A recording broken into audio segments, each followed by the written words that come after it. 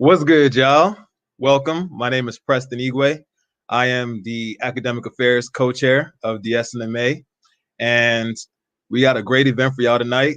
We are going to have a special guest with us, Mr. Elijah Jenkins, who is going to give us a little, webinar on financial literacy, especially for medical students that are graduating and becoming residents this year. So it's going to be relevant to everyone, but especially graduating medical students like myself. But before we get started, I just want to first say that as an SMA member, also a member of Region 3, my heart goes out to everyone enduring the winter storm right now in the South, especially those in Texas. A lot of people are without power, without water, and it's really tough. So just know that, we see you, we stand behind you. Our hearts, prayers, and just good thoughts go out towards you during this really tough time. And so you can definitely lean on your SNMA fam during this tough time right now. So yes, without further ado, I am going to go ahead and introduce our speaker for today. So for several years, Elijah has served as a notable financial advisor in the legal and medical space, helping his clients create a life of design. Elijah is from Phoenix, Arizona, and grew up in an environment where he saw how the lack of financial planning could significantly impact the family's legacy. Driven by his upbringing, he relocated to Southern California to pursue a degree in business economics from the University of California, Irvine. He started his practice in college, where he immediately recognized that he wanted to dedicate his career to helping clients plan through a comprehensive and relational approach. During his undergraduate studies, Elijah ranked in the top 1% nationally for advisors in his peer group and rapidly climbed his way into building a successful practice with clients across the United States. His mission is to foster a community of confident, educated individuals who are empowered with financial literacy. When he is not with clients, Elijah loves to play basketball, practice meditation, and enjoy the beautiful nature of California through hikes and beaches. Please welcome Mr. Elijah Jenkins. Hey, good evening, everybody. And as Preston was saying, my heart goes out to everybody in different places throughout the country, especially in Texas, and just anything, right? Please lean on support through SNMA and know that they're there. And I hope things get resolved and get better in that sense. So to thank you, Preston, for the introduction as well. I'm a financial planner, and you can think of me as a private practice who is part of a large network full of advisors where each one of us has a subspecialty. And my subspecialty just happens to be working with healthcare professionals across the United States, treating them as any doctor would for patients, and just working alongside them with their unique needs. So I look forward to today. It's going to be a great discussion. Hopefully you all take something away. Should be fun, and we can get right into it. So today I'm going to be talking about a couple of different things. One of them is student loans. Through medical school, as tends to be this topic where nobody really knows what to do, right? And hopefully we can highlight on some of that and answer some questions today. Two, we're going to talk about different places that we can start saving money for the future, and just how to position and how to start thinking about those conversations as you get closer to residency, and how can you carry that momentum beyond when you become an attending and go down different life paths. The third one is, how do you budget? Especially, this is even relevant before med school and at any point in life, is how can you get clear in terms of what comes in monthly, quarterly, annually, and just make sure that for yourself, you spend enough time to live life and get by, but how can we make sure that we help you save money? How can we make sure that you're committing to the future and creating a life of design in that sense as well? And then fourthly, and probably lastly, is if we have enough time, I'd just like to highlight maybe some of the issues that physicians are dealing with and plant some of that foresight so that The clients that we work with at different stages of life, hopefully their hindsight can become your foresight. So ultimately, that's it. And you can go to the next page. But I want to take a full step back and just mention how empathetic I am for anybody in the medical field at this point. It is a unique time, especially in the midst of a pandemic, where you have healthcare workers who are sacrificing their lives, their family lives, and changing their family dynamic for other people. And I have an immense amount of respect for all of you, the journeys you are all about to embark on, and the people around you in the fields that you know as well. Because if you think about it, and this comes from my experiences, you've got 4 years of medical school, 3 to 7 years of residency and fellowship, and naturally your career is delayed. And there's a lot of different feelings that come from that, and just due to the nature of how much education and training there is, I mean, that might also take a toll on relationships, right? And so how can we be aware of that? And when things take a toll on relationships, that obviously affects finances, how things go in the future, perspectives, and just how people design their lives for the future.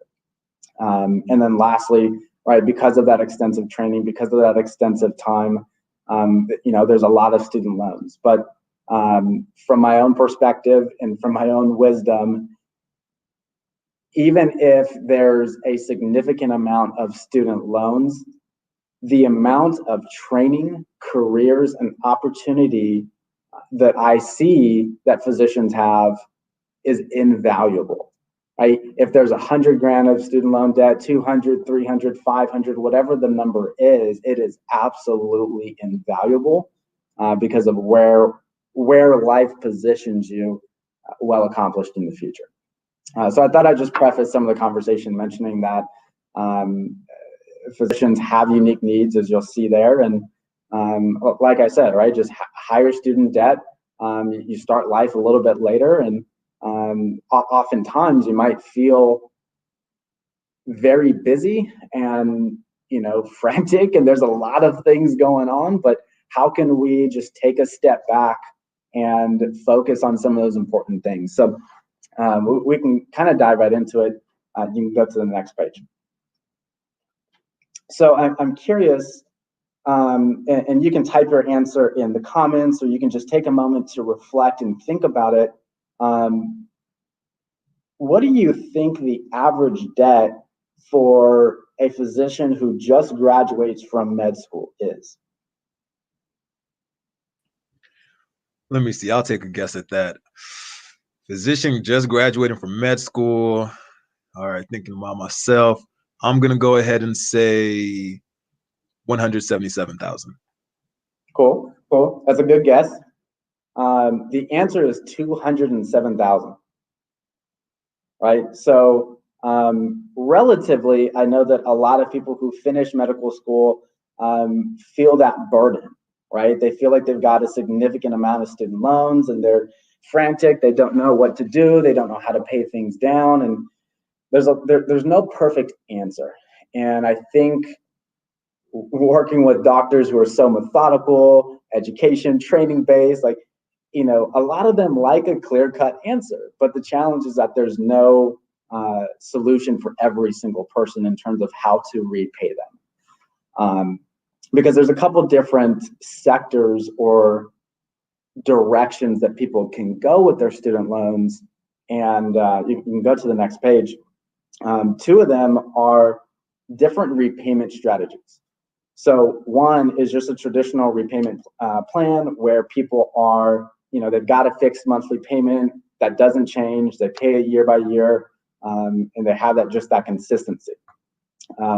The second type is an income-driven repayment plan, where people have the option to qualify based on their income to pay less as a resident, and then more as your income grows.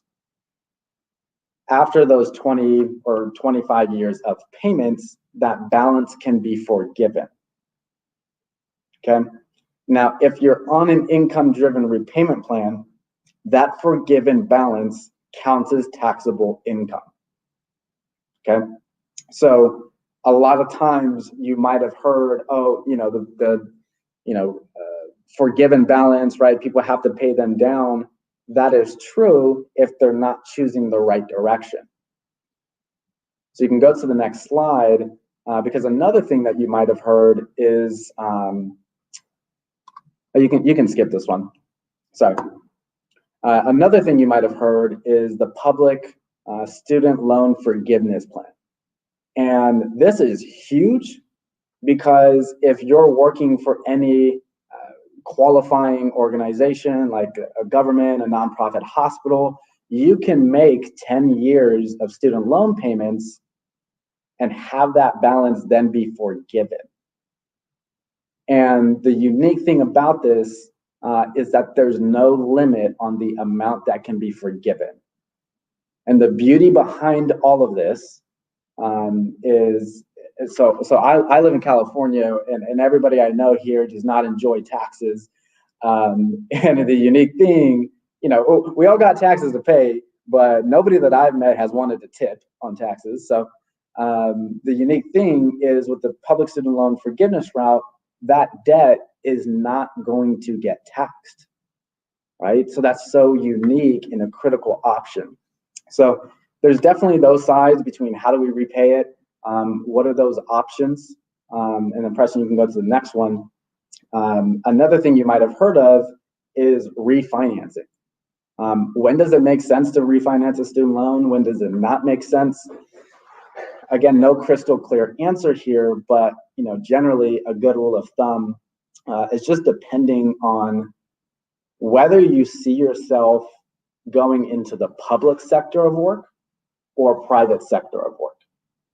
Because remember, if you're in the public sector and you're working for a qualifying institution, then you can qualify for that PSLF or student loan forgiveness route, right? And that makes planning a little bit easier because it's a little bit simpler, right? You're not as concerned about how long those loans are going to be with you and the debt that's accruing there.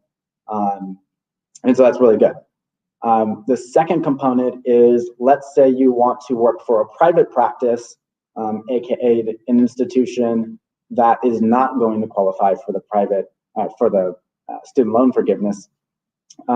We have to find the balance between how much goes towards student loans, how much goes towards saving money, and then that's when we start looking at something called refinancing. So refinancing is basically taking all of your federal loans and combining it into a private loan, but at a lower interest. So for example, if somebody has $200,000 of student loans from med school, and let's say the interest rate is at 7% or 6.5%, they can get that loan refinanced so that, hey, maybe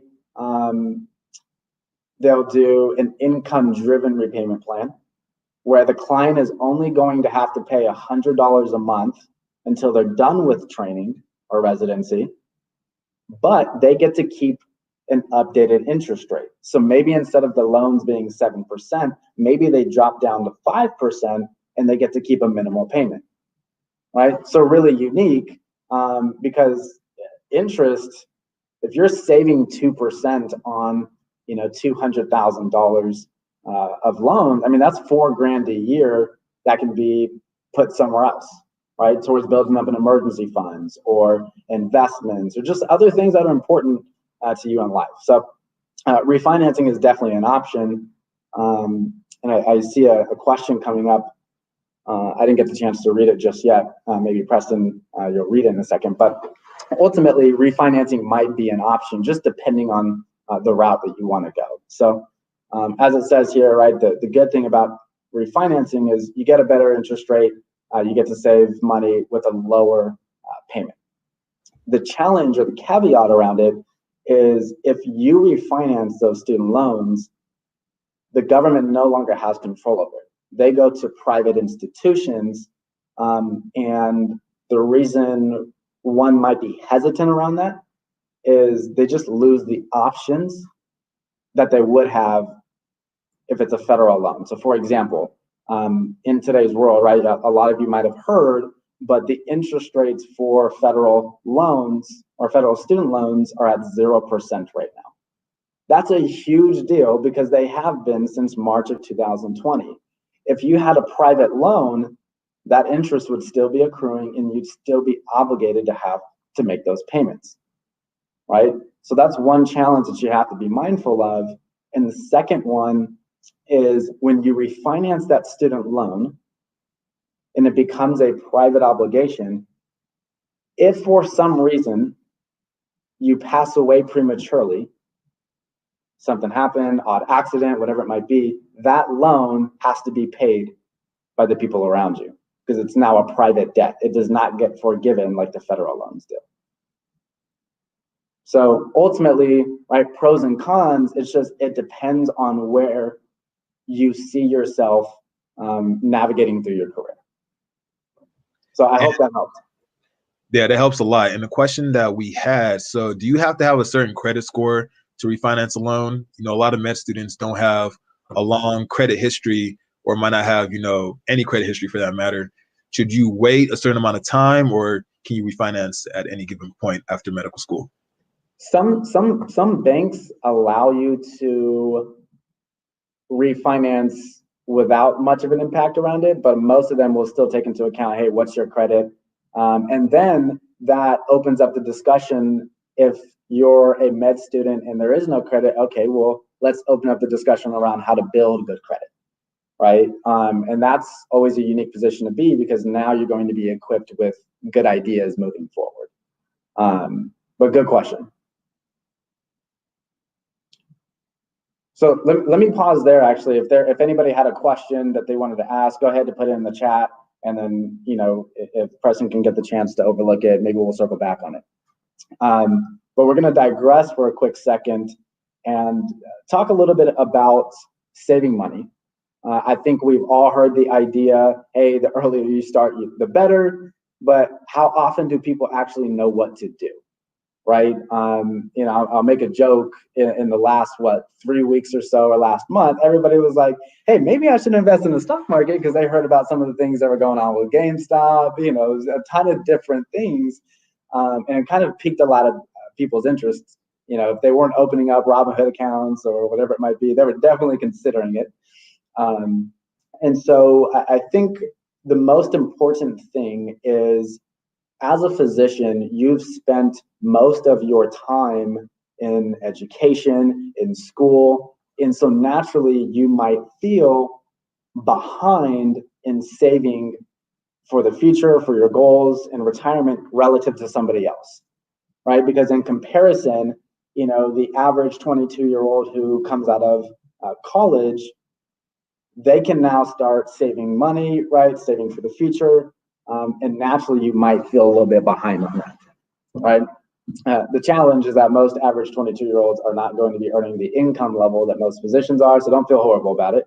But you're still, you know, you still might feel, hey, I'm missing out on years of compound interest that could go for the future. So you can transition to the next page, and that ties into the idea of, what is it? Let's just hypothetically throw out an example that said, if you wanted to be financially independent when you're 65, which is just the normal age, right? A lot of people slow down a lot before that. Sometimes people really love their work and work a lot longer than that. But just given a hypothetical example, if you wanted to accumulate $1 million by the time that you're 65, this just highlights the different levels of saving that is required at different stages of life, right? So this is just some of the math that says, hey, the earlier you start, the better.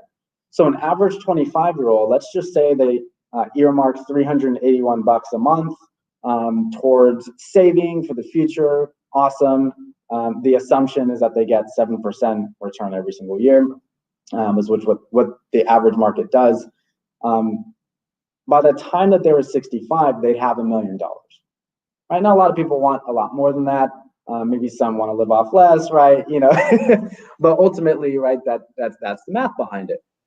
I'm not going to turn down $1 million, Oh, what I'm saying? no. But, why not, shoot for the stars? Exactly. So if you can get to $1 million, you can have conversations about getting a lot more than that. So you have the same conversation with somebody who maybe they're not 25, they're 35. What kind of toll does that take? Instead of them having to save $380 a month, now they got to save $820. And some of you might think, oh, you know what, I'm 35 and I'll have a better career and things like that. But the challenge is most people around that time in life, now they're married, they might have their first kid, there's a wedding, there's so many different expenses. Or if you're like me, I got a dog and he's expensive. But there's so many different things that come up that just make saving money a little bit more difficult as you progress, if you don't have that habit. Right. So now let's take the same example for a 45-year-old. Instead of the $300 a month that they'd have to save, now they got to save $2,000. And imagine the 55-year-old who says, I really want to be financially independent in 10 years. I haven't saved a ton. I've got maybe some stuff through work, but it's just not enough. They got to save almost $6,000 a month. So it's really difficult as a planner or even as an individual to say, hey, you know what? I know you want to be financially independent. You want to get close towards retirement. We're going to have to cut back $6,000 a month in expenses. That's not going to happen because they've already got their Range Rover. They've got their Tesla. They got their home. They're like, yeah, I'm not doing that. So ultimately, how can we start thinking about these ideas to help you arrive well-positioned in life? And take advantage of compound interest, right? Save money now. It doesn't have to be, $300. It doesn't have to be 100, but how can we build that habit? And we can go to the next page too. So a lot of people are always like, hey, how do you save money? I don't know. I always hear about it. I hear investments like, stocks are one thing. The way that we do planning, and I'm a little bit biased, but the way that planning should be is very comprehensive. There is no stock, there is no investment, there is nothing that tailors for every single person out there. If I were to recommend something and I said, hey, Preston, everybody out there, you guys go do this, that'd be a red flag, right? It'd be the same thing if I walked into a doctor's office and before he saw me, he prescribed something. I'd be like, something's off here. That'd be a little scary. Yeah. Yeah. I'd be. Could you imagine walking into a doctor's office, Preston, and he says, "Oh, you know what? I think you've got that. I'm gonna prescribe some medication." You're like, I didn't even say anything yet. It's the same way with financial planning. And so when we're looking at saving money, there's a couple different ways to balance the offensive portion of a financial plan. There's 3 ways. The first way is the time horizon. So that's what you're seeing here. And what I mean by time horizon is when do you need to access the money? Right? Is it tomorrow? Is it 10 years? Is it a couple years? Is it retirement? Got to get clear on that for different accounts. The second one is risk. How much risk, if any, can you take? So for example, if an emergency, if you're trying to save for an emergency fund, you're not going to lock those dollars up for retirement because you need to access that money without penalties, right? The second thing on the risk side is how can we make sure that if you say, hey, you know what, I want to buy a home in the next year, what sense would it make to then put those dollars in the market? Because imagine March of 2020 happens, there's another pandemic, and you're ready to buy the home, you're ready to make the offer, you just got to liquidate your investments, and that happens to be the month or the year that investments are down, and now you have to delay your excitement for the home, and you can't move in. you'd be pretty pissed off at your financial advisor if they had the money in the market, during that time. So that just leads to a rule of thumb. Anything that has a time horizon of less than 2 years, probably don't want to put that money in the market. Unless you're okay with just delaying the time horizon of those funds and you're open to complete volatility. Anything less than 2 years, maybe don't put it in the market. Just save it, right? Put it in something called a high yield savings account, which functions the exact same way as any traditional bank, but with better interest. The third thing, and the third way to balance the offensive portion, is taxes. So I can't emphasize this enough, and this is a discussion that could take up the entire hour. But the note that I'll make there is you want to make sure that when you're accessing the money that you're saving, that you do it in the most tax efficient way possible, so that you're not trying to access your money and then still having to pay a significant amount of dollars in taxes. So the reason why that's extremely relevant is, as a physician, you're going to end up being likely in the highest income bracket eventually. If not the highest, one of the highest. So to give you context and relevance, when I'm working with an attending, many times their income is, 300, 400, 500 above, and that puts them at one of the highest income brackets. So not only, like here in California, people are paying 37% at the federal level. So for every dollar that they earn, 37% is gone. They pay maybe 10 to 13% for the state of California. And then they pay 3.8% because of Obamacare taxes. So I'm not going to lose you in all the numbers and things like that. But to give you context and why taxes are an issue is, for some of my clients, for every dollar that they earn, they only get to keep 46 cents. Right? So when they're saving money and then they hear that this account is then going to be taxed at that same rate, they don't like that. So they're trying to think of places they can store money that will not get taxed, and they're extremely limited to where they can do that, right? And so that's why you'll hear people say tax-free, tax-free. You might have heard people talk about a Roth IRA, and that is one place that people can park money that won't get taxed in the future, but there's just a couple of limitations, and typically, like 99% of the time as a physician, you won't be able to qualify for it because your income is too high.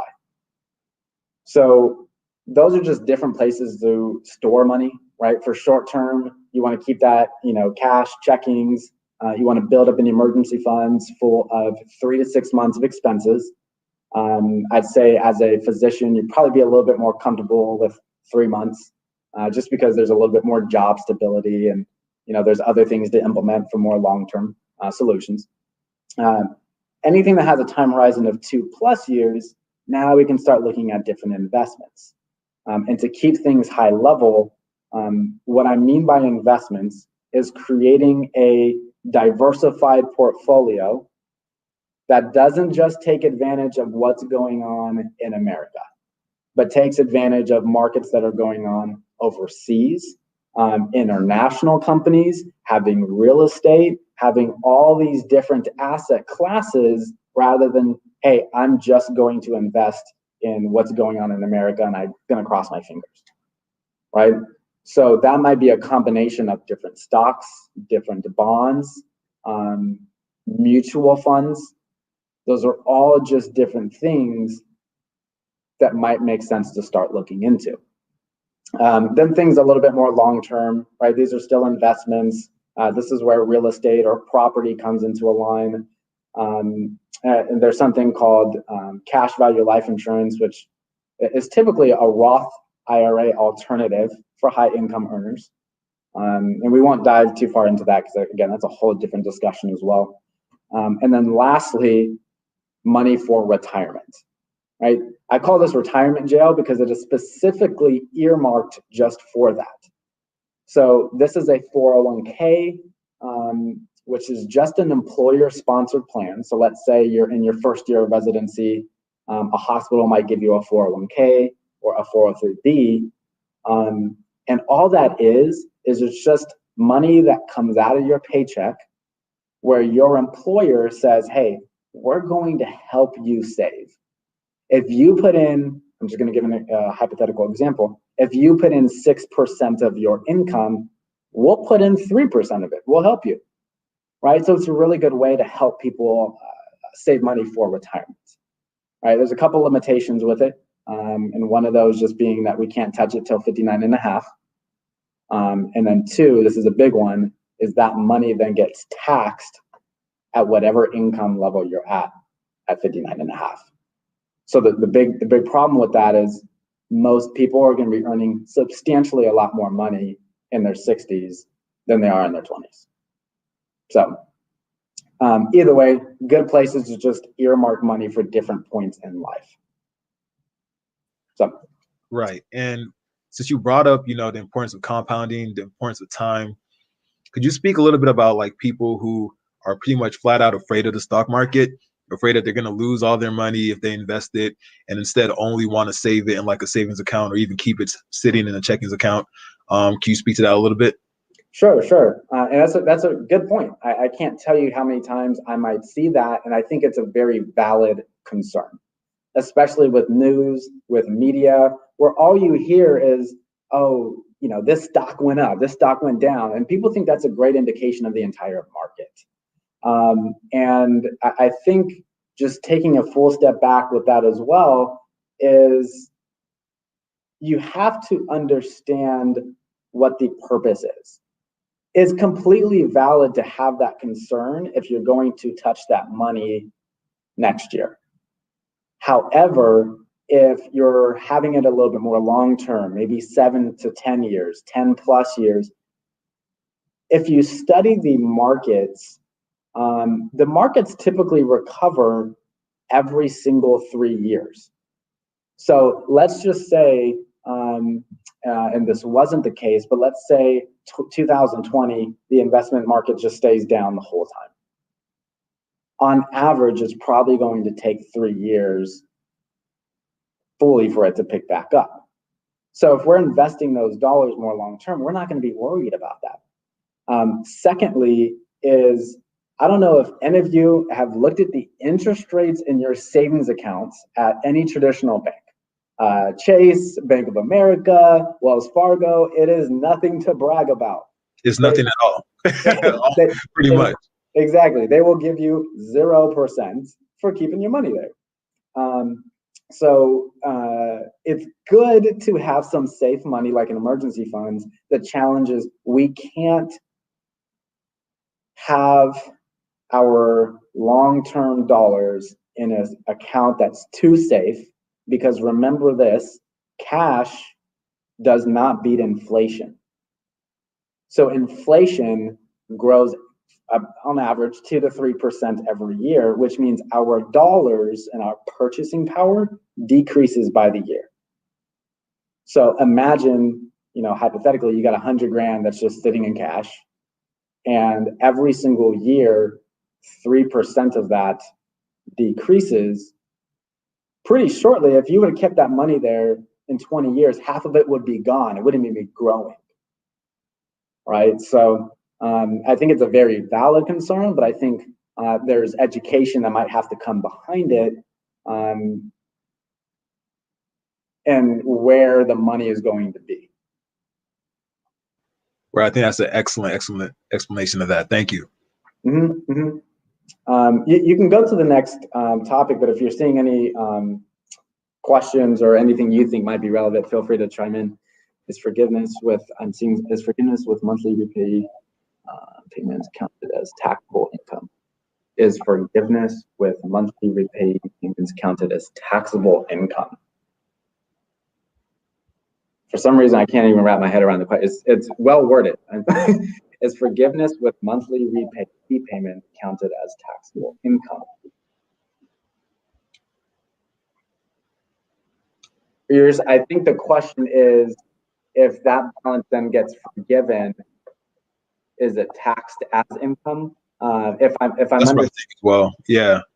Okay, and Ihu, I apologize for misunderstanding. I think that's well worded. I just might be blanking.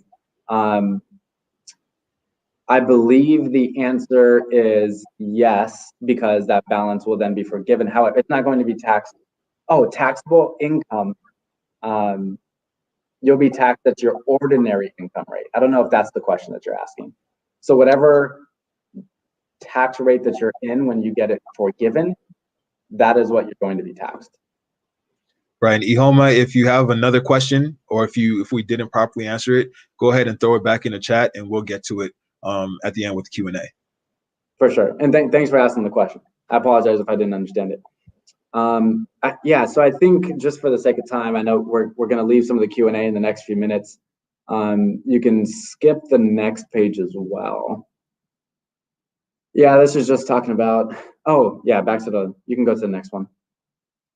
I don't know if that was you answering a question, Preston, or if that just came from you, but ultimately, if you look at this, when you're designing investments, everybody has a different risk tolerance.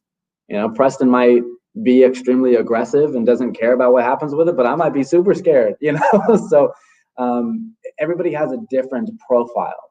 And so any financial advisor who's properly doing their job should get a really good sense of that and figure out where to allocate dollars in that sense. You can go to the next one too.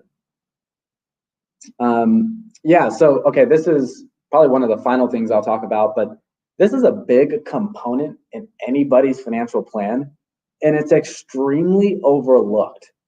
I cannot tell you the amount of times that I work with people and I say, hey, have you ever worked with a financial advisor before? They go, yeah. You know, we've been working together for years, and, you know, he does everything. You know, he's great. You know, he helps me save some money, and he's doing this. And I would say 85% of the time, people don't have a well put together insurance plan, an investment plan, and an estate plan. I think I've met like thousands of people at this point, and maybe only a handful of them at all different income levels were actually taken care of. And this is one component that people just often overlooked. People don't talk about it enough. The most important thing that we could talk about is what happens if we're sick, we're injured, how do we make sure income continues? This is the biggest thing, especially as a physician, where things can be specialty specific. How can we design a plan so that if there is a loss in income, you do not have to sacrifice your lifestyle, sacrifice your savings, and you can focus on recovery rather than, I hope my hospital covers me. Which the reality is, after seeing so many different hospital plans, is you might have something, but it's probably not as good as you think. So that's one component of the plan. And then the second one, I don't know about you guys, but I grew up in an environment where there was a lot of people always passing away. And every weekend I would see people, you know, on the corner of one of my favorite streets where I, you know, used to hang out with my friends, and there's GoFundMes, there's, you know, car washes, and there's absolutely nothing wrong with that. But the challenge is that people don't understand that some of the things that are being GoFundMe, like passing away prematurely or an unexpected death, that can easily just be mitigated to an insurance company. Go ahead, transfer the risk. Life insurance is so freaking cheap. You know, we should all have it. And so that I'm not, you know, trying to go down the insurance spiral there, but it's so inexpensive that it almost makes me frustrated to see a GoFundMe, and it's disheartening. It's not truly frustrating, but it's just disheartening, because I feel like if people understood, you know, I'll probably just give an example. So let's say somebody was like, hey, you know what? I want to make sure if I don't make it home, my student loans are paid for. You know, they want to make sure that they provide some money for funeral costs, of course. You know, maybe some money for a mortgage they might have, and you know, make sure that a certain amount of income goes to their family or their loved ones. They might be looking at, you know, $500,000 or $1 million of life insurance, and, you know, for 500 grand, it's probably like 25 bucks a month, right? I don't know about you, but I spend 25 bucks a month on way stupider things. Brunch, $25 a week sometimes, just on right. brunch. $25 a day, you know, it can add up. And so that's just one of those things that is so often overlooked. And I think had a stigma. Before I came into this business, I didn't know what life insurance was. I had the same perception that a lot of people had. Isn't that for people who are like old and married and like going to die soon, or they got kids? It's not. Because the earlier that you look into that planning, the cheaper that planning is. So ultimately, just food for thought, something to think about. And then, basically the long-term care is just thinking through, hey, if you have a parent who they might be coming up on some health concerns and you're just not sure how they can afford care, whether that's in home, in a facility. The reality is that nursing costs, whether in home or wherever it might be, substantially and quickly drains your assets. So just a couple of things to think about. I do want to be mindful of time. You can switch to the next page. That's just more into life insurance. We don't have to get to that. I would just highly recommend, hey, the earlier you look into it, the better. So a lot of the things that we're working with physicians and people in training is balancing their student loans, making sure they're saving for retirement, and protecting against the things that can go wrong. There's a ton of different things that happen in life. And what I do and just encourage people is to pause the busyness of what's going on. And sometimes that's extremely, extremely difficult. But how can we pause that? Just take a moment to think about what we really want, right? Have a conversation with a financial advisor. Right? I think too often people have conversations with friends who they're not licensed financial advisors. And I think it's comfortable to talk with friends, but friends don't know what is right.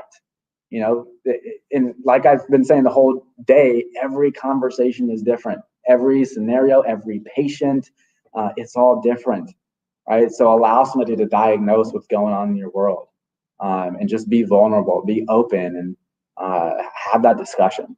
That leads us to one of the final pages, which is the next page, that just says spending smartly. This is a really good rule of thumb. If you're like, hey, Elijah, like, I don't know where to start saving money. I don't know how much to go towards my housing, towards my expenses, towards my life.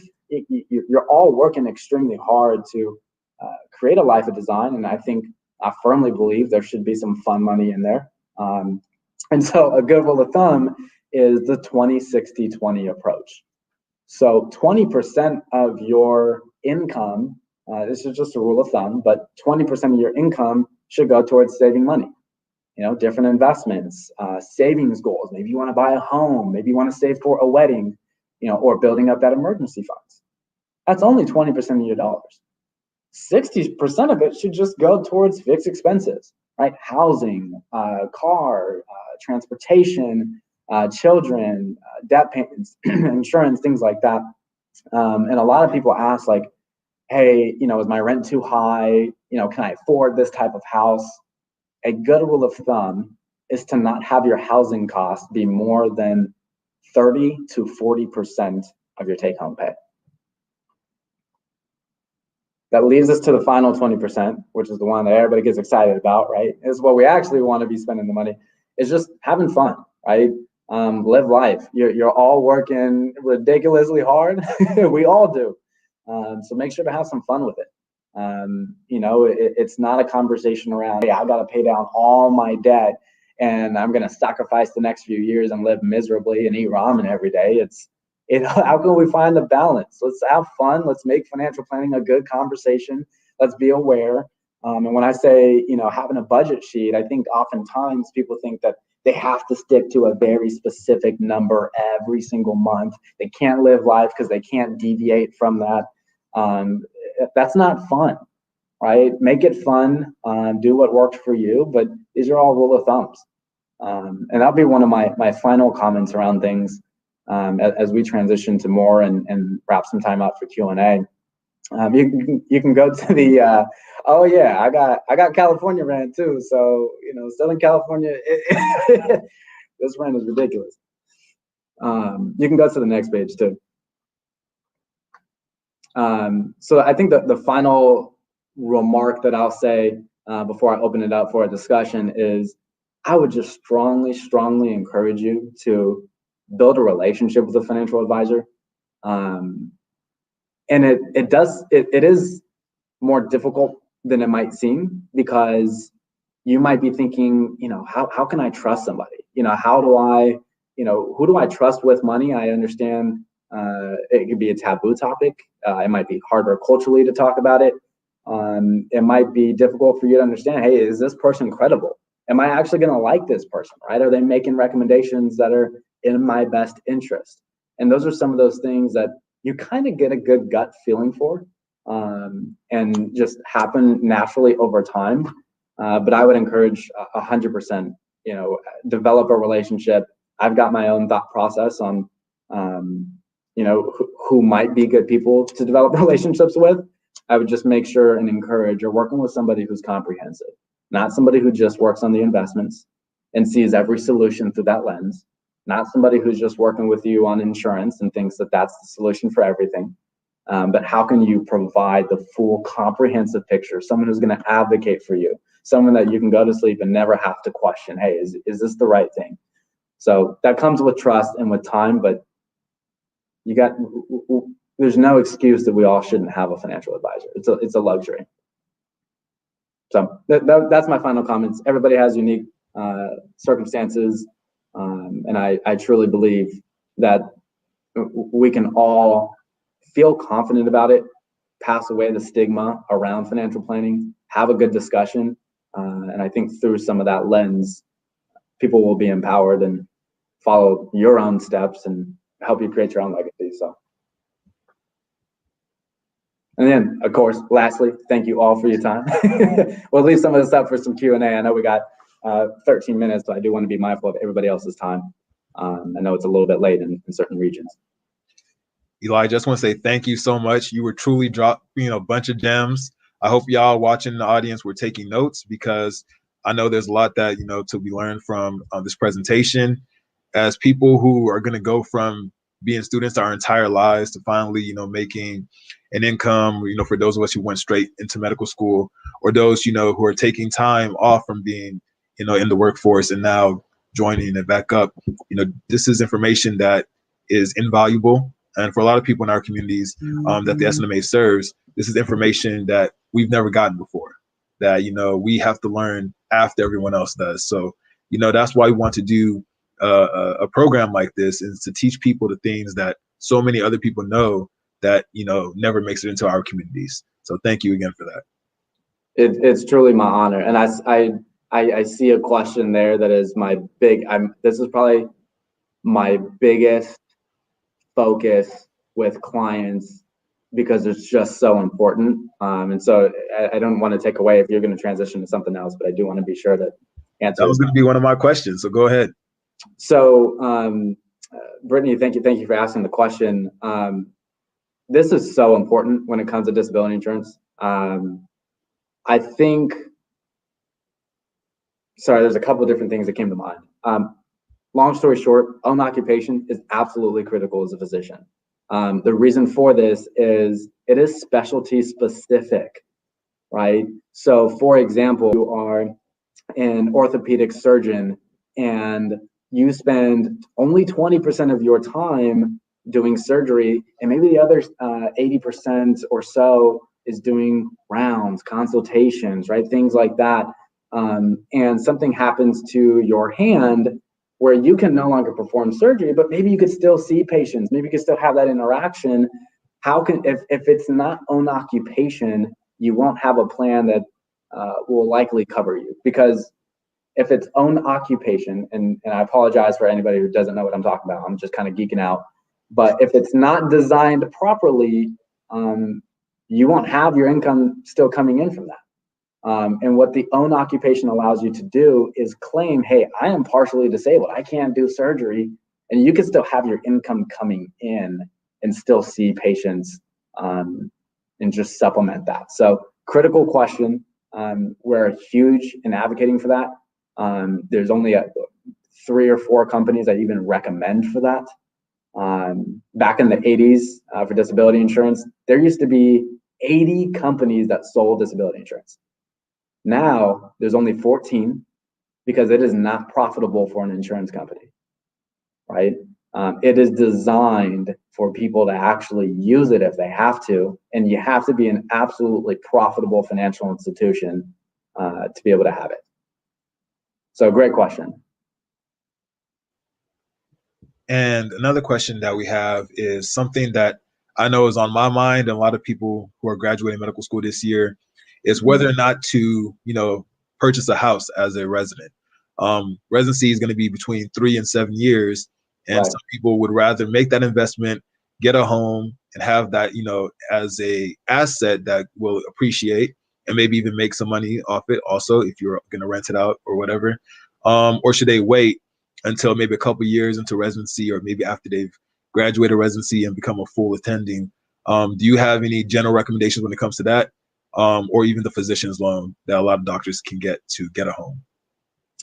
So why do people buy homes? The answer is they're not buying it because they need a place to live. Otherwise, they just rent. They buy it because they want something to own. So in terms of, hey, should I get it? Should I not? Again, it depends on the goals, my favorite answer. But there are opportunities, for example, the physician's loan that you had just mentioned. This is where someone in training can get up to $750,000 of a home with no money down and still get the same interest rate as someone who put the traditional 20%, right? The challenge sometimes is in residency, dollars are extremely limited, right? And so, how much home can you afford? But it definitely is an option, especially if, hey, maybe there might be a spouse where there's other income, maybe somebody else is in residency. It's for sure doable. I've seen it happen plenty of times. I think it's really unique. It's an early start to get ahead of the game, as long as it just makes sense financially. But I think the physician's loan is one of the most unique things out there, and a great incentive. Right, the challenge is that there's just only several providers or banks that will do it. Like for the West Coast, it's First Republic. I think for the Midwest, it's like Huntington. And I'm blanking on the East Coast, but definitely an option. Thank you. I know for a lot of people who are going to be in the longer residencies, at least to me, it makes sense. If you're someone who wants to own a home and you can get that loan to do that, it makes sense to do that. If I was in an area for 1 or 2 years, maybe not. But like you said, it all depends on what your goals are and what your risk is and what your money is looking like if you have a partner or not. So another question that I got was really, you kind of touched on it a little bit earlier about how when you're trading, short term, you're making those gains. Maybe you're putting that towards long term, but you are also getting taxed in the short term, based on your tax bracket. Versus I know that if you're investing for the long term, you do get a tax break. Could you expound on that a little bit more as to how that works? Sure. So I'll try to keep this simple. When it comes to investments, there's two types of, when it comes to investments in the market specifically, there's two types of taxes called capital gains taxes. Capital gains, for those who may not know, is just whenever you go, let's say, you open up an account with Fidelity or Vanguard in some kind of investment account, and you fund that with dollars that you've already paid taxes on. That money grows, and the money that has appreciated, you pay something called capital gains. Okay, now there's two types of capital gains tax rates. One is short-term capital gains, which is, hey, if you basically have an investment account and you sell your positions within less than a year. Long-term is anything 1+ years. You're still going to get taxed either way. Unfortunately, Uncle Sam just doesn't forget. But the short-term capital gains is if we hold those dollars less than a year, we're going to get taxed at our ordinary income rate. So ordinary income just means however much income that we're producing in today's world. So imagine being an attending physician and you're getting taxed half of your income, and you go have an investment and you sell your positions a couple months later. However much let's say you made, I'm just throwing ballpark numbers. Let's say you made 50 grand on an investment. Well, have fun paying 50% of that in taxes because you didn't speak with the proper financial advisor who was coaching you to hold it for a little bit longer. So if you hold it for a little bit longer, that long-term capital gains tax for most people is 15%. So would you rather pay 50% or 15%? I'd rather pay 0, but I'll take the 15. Yeah, I'd rather pay none. I'll take the 15. All right, we got another question from Camila. She says, what's the best way to build credit as a medical student if you don't have a credit card? So it does get challenging to build credit without a credit card. However, and I think back to even my own undergrad days, this was before financial advisor, Elijah. There's a couple of different credit cards out there that will give credit cards to students. And I'd be mindful of that, right? Because you don't want to just sign up for anything and everything. But I would advise that you get a student credit card. I know that Capital One has one. Discover has one. I think it's like the Discover Id and the Capital One Journey. Those are two simple credit cards where it's nothing crazy. I think they give you like a $300 credit limit. And if you can keep your balance low, maybe have like your Netflix, your Hulu, like those small subscriptions on it, and then just pay those off monthly, that'll do wonders for you in the long term. It does get difficult to build credit without a credit card unless there's like apartment history or loan, if you have an auto loan or things like that. But again, might be worth a further discussion. But I'd say one of the quickest ways to accelerate it is to potentially have that credit card. And I'd probably start off with like a student credit card to be safe. I hope that helps. That helped me. I know coming out of undergrad, I didn't have a credit card, so didn't really have any credit history. I think I had like an Express card for one time. I bought a Student Express. But anyway, so definitely had fresh, right? And that was all I had. So I definitely didn't have a long credit history, but getting a credit card definitely helped build my credit up. And cool. We have another question from our national president of the SNMA, also say, and she asked, any recommendations on optimal savings accounts? Is that something we should keep researching and moving our money as we find better returns? Yes. So quick question. I also say, I know Chris Bell, by the way. I had a conversation. Your name had come up. Hello, by the way. That's our superstar, Yeah. So I actually had asked, this is a whole different discussion. I had asked Chris Bell about you, and it's for a whole different person. So hello. But any recommendations on optimal savings accounts? Yes. There's something called high yield savings accounts, which I had alluded to earlier, which function the exact same way as any traditional bank, like Chase, Bank of America, Wells Fargo, except they have higher interest rates. And the reason that they can offer higher interest rates is it's online banking. So instead of these companies having to pay their employees for staff or offices or anything like that, they don't have to do that. So their overhead is low and they can give clients higher interest rates. Right. The only caveat is it takes about 2 business days to access the money typically. But Capital One has one. Goldman Sachs has an account called Marcus. Discover has one. Ally Bank. I use Ally Bank. But other people like different names because they feel more associated with it. But that's where I go with it. I go with a high yield savings account. The interest rates are just a little bit better. Before the pandemic, they're a lot more exciting. You can get like 2.5%, 2% on your dollars. But since the Federal Reserve had kind of cut interest rates, then things kind of died down.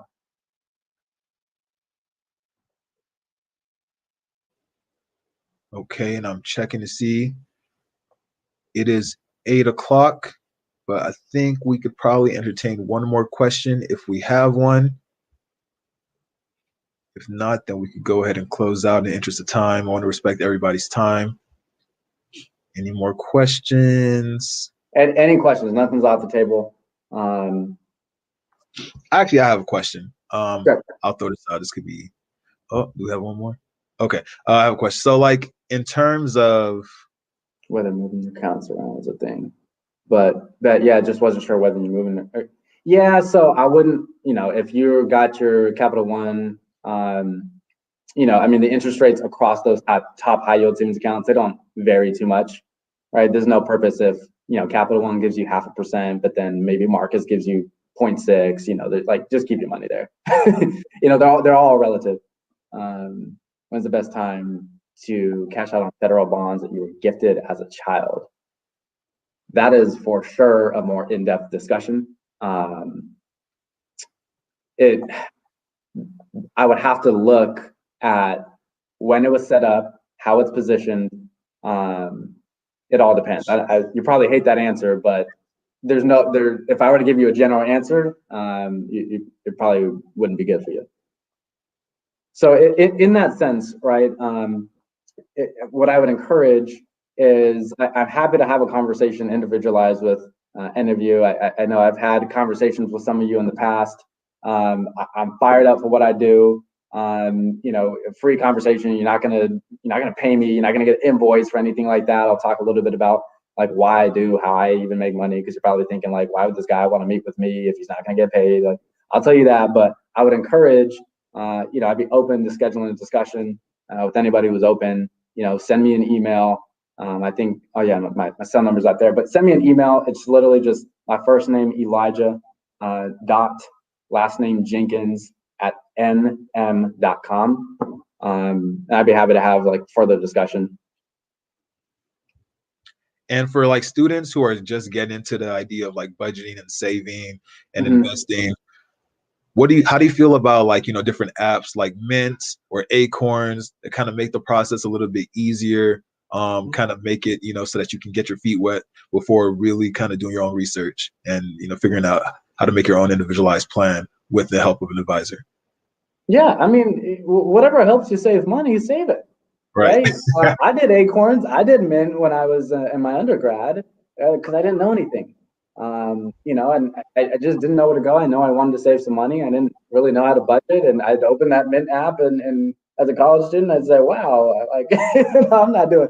I'm spending a lot of money on things that don't matter." But yeah, I'm all for it, right? I mean, I'm just all for sparking the discussion there.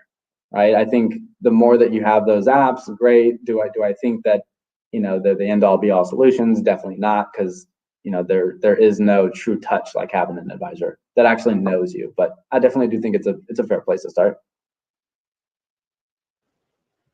Awesome. Thank you. Yeah, I use them. So if y'all wondering if you should use them, I use them.